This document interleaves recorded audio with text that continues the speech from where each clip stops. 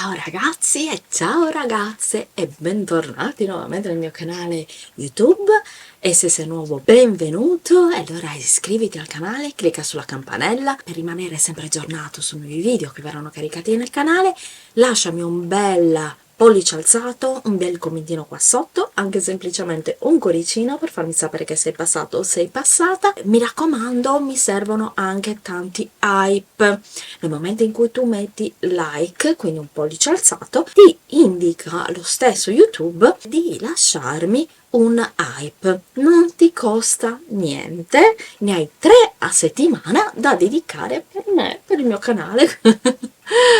Fare in modo appunto che il mio canale possa crescere sempre di più. Mi raccomando, ci tengo tantissimo. Oggi andiamo a realizzare insieme questa bellissima creazione nuova che sinceramente, devo dire la verità, non credevo che mi venisse così carina. È un bonbon natalizio realizzato con delle pigne del mio giardino, con una rosa, con un bel fiocco e con un tessuto natalizio. È veramente facilissima da fare, è un po' diversa rispetto agli altri bonbon, però puoi utilizzare la macchina per cucire oppure il punto filza a mano. Per chi mi segue che non ha ancora la macchina per cucire, che spero che si compri la macchina per cucire, tra le quali una mia carissima amica a cui mando un bacione grande grande, che ha fatto tantissimi bonbon alla mia Carmen. Guarda che meraviglia! E adesso andiamo a vedere il tutorial. Per il nostro progetto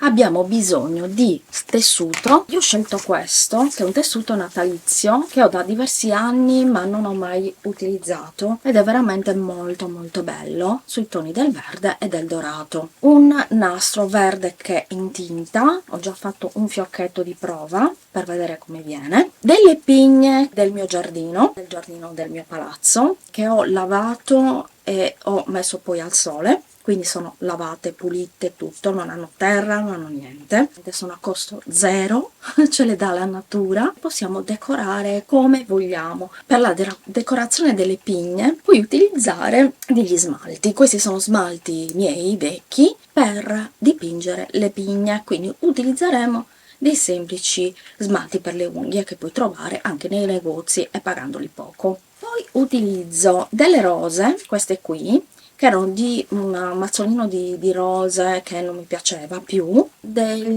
cuoricini in legno che avevo, non mi ricordo da quale secolo, e la macchina per cucire, perché oggi facciamo un progetto con la macchina per cucire, ma chi non ha la macchina per cucire non abbia paura, perché utilizzare e farle anche a mano, quindi non c'è nessun tipo di problema. E poi ti servirà anche la colla a caldo, quindi iniziamo subito. Poi ti servirà dell'imbottitura, forbici, vabbè, queste cose, chiaramente filo, forbici in tinta, gessetto, io uso un sapone per segnare. Mettiamo il cerchio qua. Non c'è bisogno in questa cosa di grandi quantitativi di stoffa, perché il tessuto è nel doppio della stoffa, vedi? Quindi non c'è bisogno di una grande quantità di tessuto. Poi vado a segnarmi con il gessetto. Io uso, come ti ho già detto, del sapone perché mi trovo meglio. Volendo puoi farlo anche leggermente più grande, io te lo consiglio, cioè almeno di 1 centimetro. Aumentiamo di almeno 1 centimetro, che poi è la parte che andrà verso l'interno, perché se non faccio questo viene più piccolo, dipende dalla grandezza come lo vuoi fare. Puoi usare delle forbici normali o delle forbici dentellate. Io uso delle forbici dentellate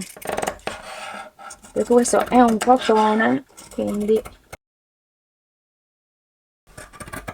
abbiamo 2 opzioni: o lo cuciamo con un punto filza che ti ho fatto vedere l'altra volta, quindi tutto a mano se non hai la macchina per cucire, e poi ci rivediamo qui, oppure fai come me che lo cuci tutto con la macchina per cucire. Ed oggi ti insegno un trucchetto. Siccome è un cerchio, molti di voi stanno imparando a cucire magari, io ti consiglio di comprare questo aggeggio, che è un guidafilo magnetico, e non è altro che un magnete che metti qua a seconda di dove vuoi che cada l'ago, per andare dritto, soprattutto quando stai iniziando a cucire. Io voglio andare qua, voglio che l'ago si fermi qua, quindi lo metterò così, in questo modo, e poi vado L'occhio in questo caso deve cadere qui, in questo punto qui, perché devi girare in tondo, quindi non devi guardare qua ma devi guardare qua e piano piano giri.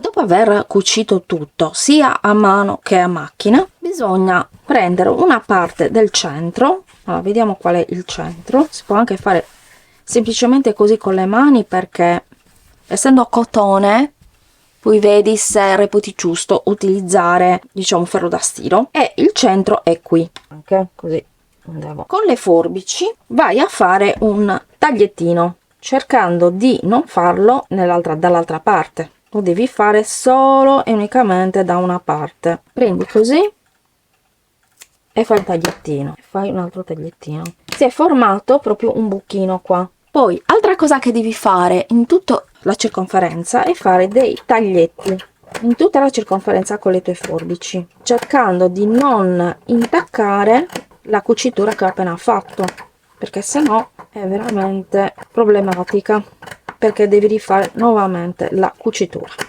Oppure può capitare, come tante altre volte è capitato a me, che lo giri al dritto e ti rendi conto che è aperto. Lo rigiriamo al dritto, mettiamo un dito all'interno, così, aiutandomi anche con l'altra mano, lo spingo in fuori, così.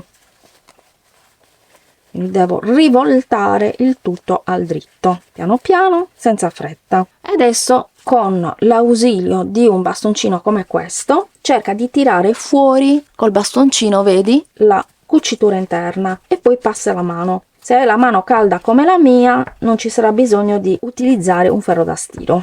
Inseriamo l'ovatta all'interno. Questa parte la puoi fare o meno. Una volta che abbiamo messo all'interno tutta l'imbottitura, puoi prendere un ago di questi belli grossi che vedi qua, come questo, e io ho preso una lana. Taglio, faccio un nodino da una parte. Questo ago, come puoi vedere, è molto grosso, è un ago, diciamo, da tappezzeria. Vado a inserire qua dentro e lo faccio uscire al centro, vedi? Ok, avrò fatto il nodo, per cui è bello che è fatto, e poi lo faccio rientrare nuovamente qui e uscire più o meno nello stesso punto, vedi? Uscire nello stesso punto e tiro fuori, vedi? Si forma questa parte qui. Poi lo fai dall'altra parte, fai la stessa cosa qui, esci dall'altra parte e ti rifilo. Con questo puoi farlo con varie tipologie di fili diverse, a seconda di quello che ti piace, ma è opzionale, come ti ho detto prima. Una volta che esci da questa parte fai almeno 4 parti, quindi ricominci nuovamente qua, riesci nuovamente nella parte centrale del dietro e tiri. Ecco qua. Io non sto tirando particolarmente perché non mi piacciono troppo tirati. Faccio la stessa cosa anche da questa parte. Puoi farne anche delle altre di parti, volendo. Alla fine ne ho fatto tanti perché comunque mi piacciono molto. Mi piace molto il risultato tipo fiore, vedi? Sembra proprio un fiorellino, molto molto carino. Lo distribuisco in maniera uniforme, poi dall'altra parte fai un nodo, chiaramente per bloccarlo. Adesso la decorazione chiaramente andrà qui. Iniziamo a decorare. Ho trovato queste foglie natalizie e le posso iniziare già a metterle, ovviamente con la mia colla a caldo. Non deve troppo coprire la decorazione, se no alla fine non ci piace più. Al centro ho deciso di mettere una rosa, colla a caldo, ecco qua, perfetto. Per conto vostro dipingete di bianco o di qualsiasi altro colore, anche in dorato, argentato, in questo caso dorato chiaramente ci sarebbe stato bene, le pigne, e posizioniamole con un certo garbo. Questa la voglio posizionare così, quindi metto la colla a caldo facendo un po' di pressione con la mano e poi anche mettere dei glitter per farlo ancora più carino. E poi ne ho preso altre due però piccoline, in questo caso le mettiamo così, facciamo la stessa cosa.